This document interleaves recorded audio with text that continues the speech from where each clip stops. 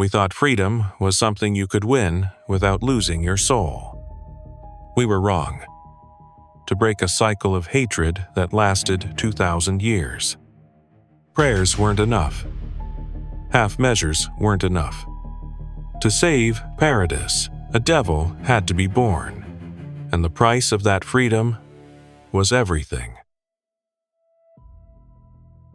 Rain on stone. A man's hand, scarred, trembling, placing white flowers on a simple grave. He wears a black coat and a fedora. He leans on a walking stick the way a man leans when his body has carried more years than it was built for. We do not see his face. We hear the wind. We hear his breathing. Slow, deliberate. The kind that comes from someone who has learned to measure every breath because he knows how many he has left. The rain falls steady, pulling at his coat, and the flowers are white, and the grave is simple, and the sky remembers. The image shatters. Not fades, shatters like glass breaking inward, every fragment carrying a piece of that gray, rain-soaked world into the void. Through the cracks, sand.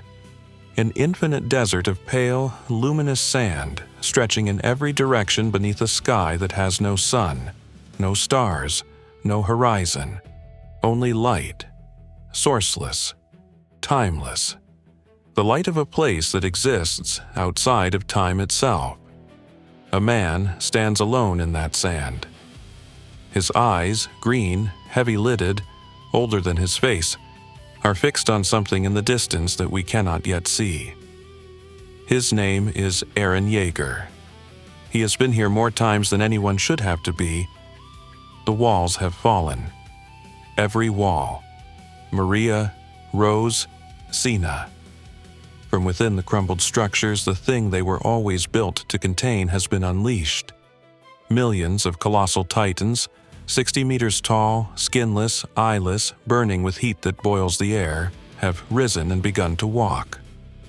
Shoulder to shoulder, an advancing wall of bone and steam stretching from horizon to horizon. The ground beneath them liquefies. Rock becomes powder. Rivers flash to steam. Forests ignite from proximity alone. They have crossed the ocean.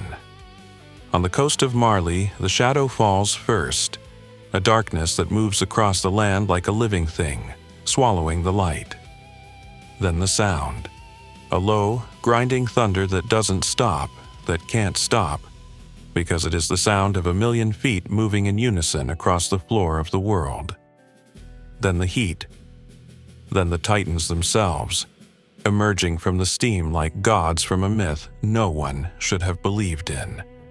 Mothers carry children through the streets, running, but there is nowhere to run. Elders who cannot run sit in doorways and watch the shadow come. A boy stands in the middle of a street, looking up, his mouth open, his eyes reflecting something too large for his mind to hold. This is not spectacle. This is not war. This is extinction wearing a human face. Behind the millions of colossal titans, behind the steam and the fire and the shadow, something worse. Something so large it defies comprehension. A skeletal colossus striding through the ocean, its exposed ribcage dragging through clouds, its spine a ridge of bone against the sky. The founding titan. Eren Yeager's founding titan. Its eyes blaze with a light that looks almost alive. It moves with the slow inevitability of a thing that knows it cannot be stopped. Above the devastation, an airship cuts through smoke-stained sky. It is Marleyan, stolen, repurposed, shaking with turbulence from the thermal columns rising off the burning earth below. Inside this rattling metal cabin rides the last hope of the world, heading to intercept the founding titan. Armin stands near the front of the cabin, his blonde hair catching the dim emergency lighting. He is the colossal titan's holder, the boy genius of the Survey Corps, the one who always had a plan. He does not have a plan now. His blue eyes scan the faces around him and find the same thing in every one of them: fear dressed up as determination. Mikasa Ackerman sits apart near the wall. Her red scarf, the one Eren wrapped around her neck years ago, in a world that feels like it belonged to different people, is pulled tight. Her hands rest on her blades. Her dark eyes are steady, but the steadiness is itself a kind of mask. She is the strongest soldier, and she is going to fight the person she loves most in the world.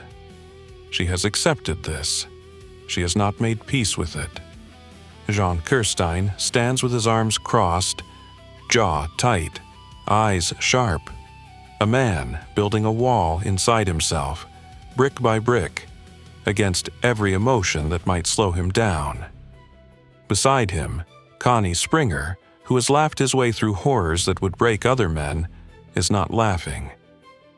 His eyes are hollow in a way that laughter can no longer reach. Reiner Brown sits in the corner, his massive frame folded in on itself, his eyes staring at the floor. The armored Titan. The man who broke Wall Maria. The man who started everything. He is here now because guilt is a kind of gravity, and his has pulled him all the way here, to this mission, to the chance to die for something instead of because of something. He does not look at the Paradis soldiers. He cannot. Not yet. Annie Leonhardt stands near the door, arms folded, face unreadable. She was in a crystal for 4 years. 4 years of perfect frozen suspension, while the world she helped destroy tore itself apart without her.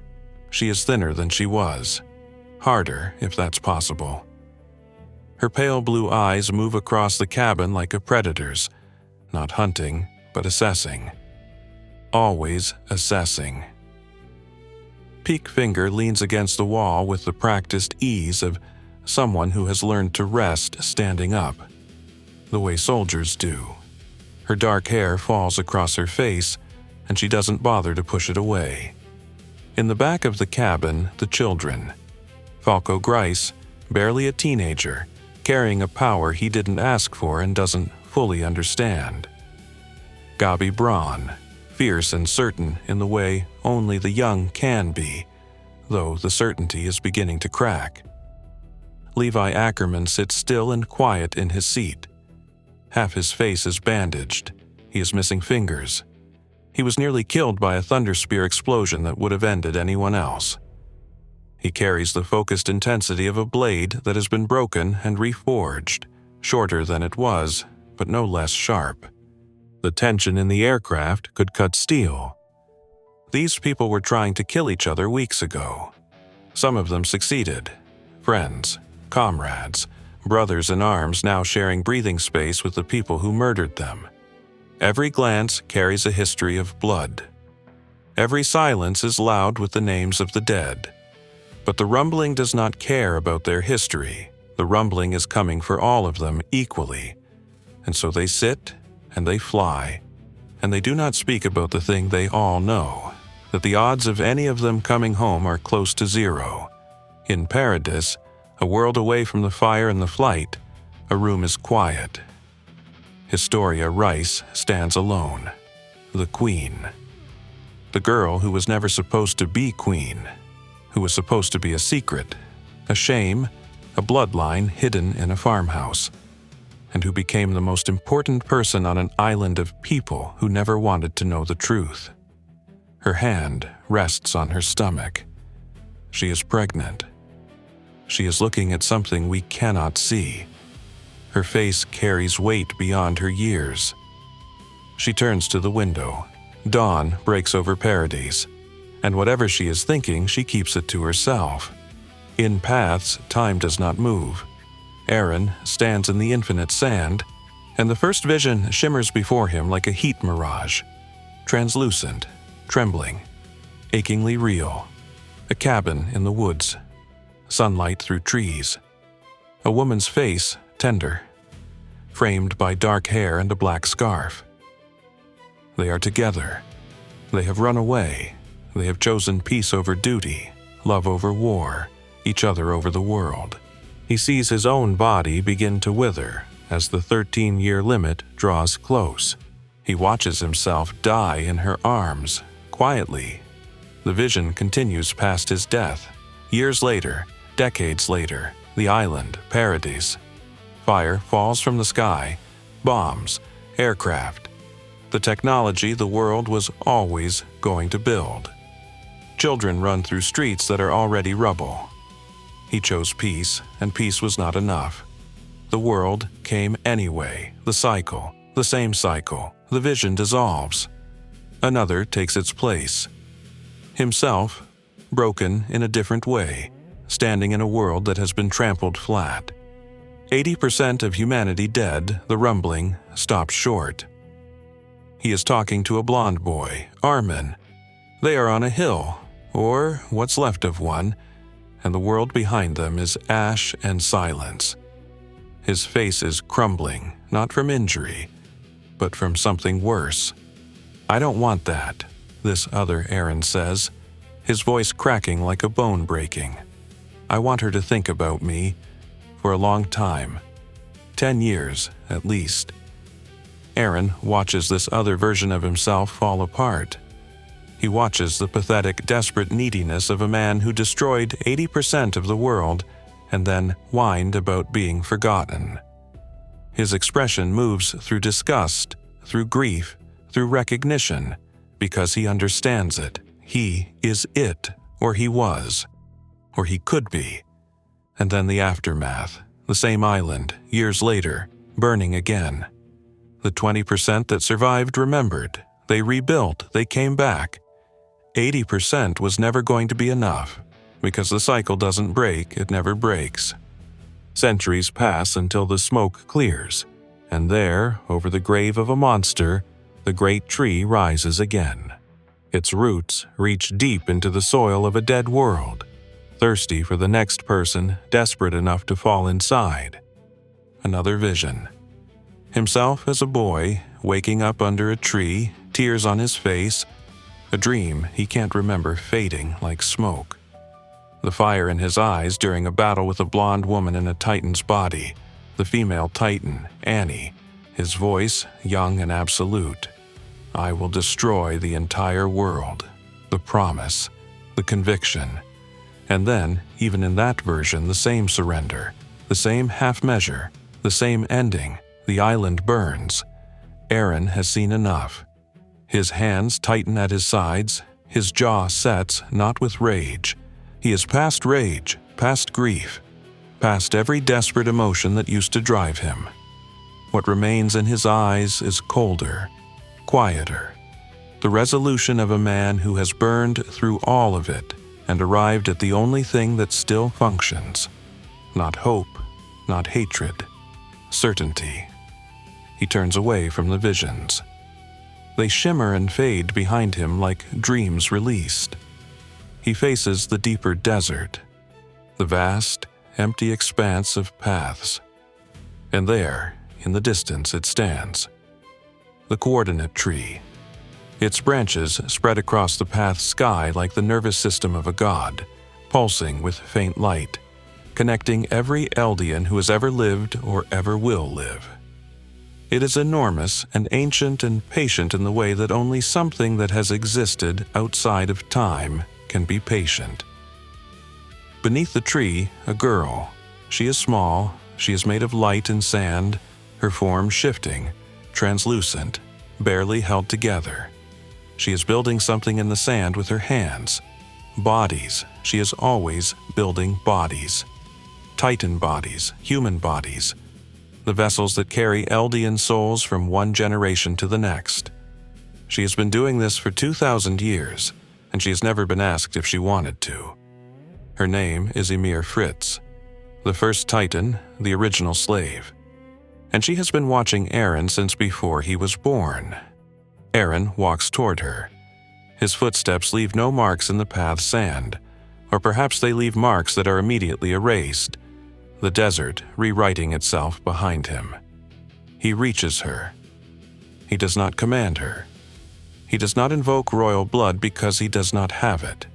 He does not beg because begging is what the kings did, dressed in ceremony but begging all the same. Every voice she has heard for 2,000 years has been some version of that. Eren kneels. He kneels in the sand the way a person kneels when they have nothing left to offer but the truth. No leverage, no authority, no manipulation. Only presence, only honesty. One person in front of another saying, "I see you. I see what was done to you, and I am not here to do it again." He shows her what he saw, the visions.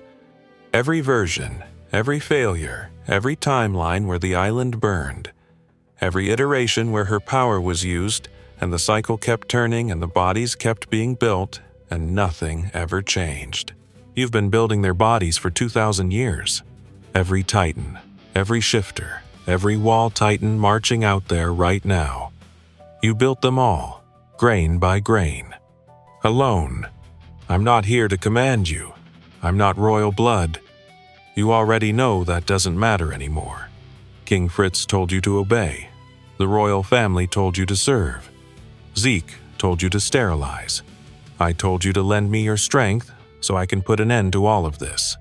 But I'm not going to tell you anything now. I'm going to ask you, Ymir, do you want to be born again? You kept obeying because you thought love meant obedience. That if you served long enough, he'd finally see you. He never would have, and you know that now. If you leave this place, the power of the Titans dies. Every shifter, every pure Titan, the walls, the paths, all of it, gone. Free? Free. There's someone waiting for you, on the other side. A woman who chose to carry you. You'll have a name, a real one. And no one will ever make you build anything again. Ymir Fritz looks at him. 2,000 years of slavery behind her eyes, of silence, of obedience, of building bodies in the sand because a king told her to, and then his children, and then the system, until she had forgotten that wanting was something she was allowed to do. Something shifts in her face, if it can be called a face, this construction of light and sand and ancient compressed grief. Something cracks. And in that wanting, in the act of choosing, of desiring, of asserting her will for the first time since a king first said obey, she severs the tether. The connection between royal blood and the founding Titan snaps. Not with violence or sound, but with release, the way a held breath finally leaves the lungs. The way a fist unclenches after being closed so long the fingers have forgotten any other shape. The founding Titan's power is no longer bound to royal blood. It is Eren's. Not by birthright, not by theft, not by command, by choice. Her choice. The first free choice Ymir Fritz has ever made. The rules have changed. Eren stands. The sand beneath him trembles, not from footsteps, but from something structural, something foundational shifting in the architecture of paths itself. Ymir's form is dissolving, not dying, transforming. The light and sand that have held her shape for 2,000 years are coming apart, dispersing into the path's air like seeds carried by a wind that has no source. She is not gone. She is becoming something else, something that hasn't existed yet. The coordinate tree pulses once, twice, and its light changes from the pale amber it has always been to something warmer, something alive. Eren closes his eyes. Somewhere beneath Paradis Island, underground, deep, a crystalline structure is forming. It grows from the stone like something organic, faceted, translucent, catching light that has no source. And inside the crystal, a body. Eren's body, his real body. The crystal seals around him, the Warhammer Titan's ability, the power he took from Lara Tiber in Liberio. He is nowhere, and he is everywhere.